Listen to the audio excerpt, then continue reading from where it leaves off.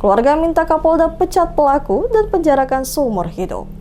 Saksi korban yang juga adalah kakak korban, Nasri Karim 15 tahun, kepada DMS Media Group di kediamannya menjelaskan bahwa kematian adiknya AT bukan karena kecelakaan lalu lintas tetapi karena dipukul oleh anggota Brimob MS dengan helm. Kata Nasri, kejadian terjadi di Jalan Panglima Mandala, dekat kampus Uningrat, Kecamatan Dula Utara, Kota Tual. Nasri menambahkan setelah itu ia bersama kedua orang tuanya langsung ke Rumah Sakit Maren, Kota Tual, melihat korban adiknya AT, namun korban tidak ada di Rumah Sakit Maren, sehingga mereka kembali mencari di Rumah Sakit KS Langgur. Baru ditemukan adiknya ada di Rumah Sakit KS Langgur.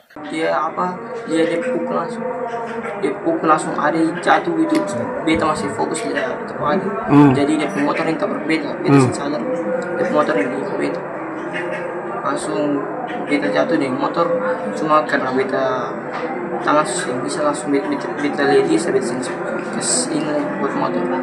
Tapi ledi langsung dia senior satu ada yang datang bilang kenapa pukul.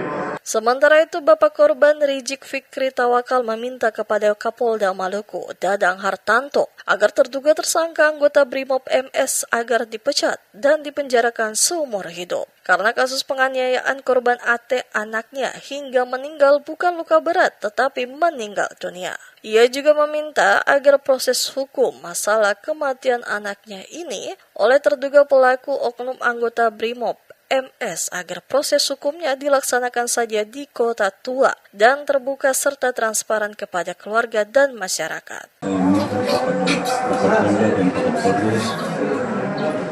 Untuk menindak masalah ini secara terbuka dan transparan.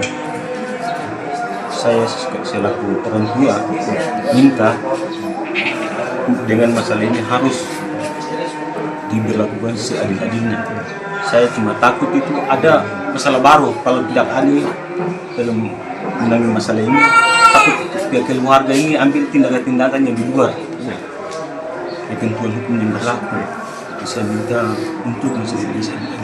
Tawakal juga meminta kepada keluarga dan sejumlah OKP atau ormas di Kota Tual dan Maluku Tenggara yang punya kepedulian terhadap kasus anaknya agar bersama pihaknya untuk mengawal kasus ini hingga terduga pelaku dijatuhi hukuman.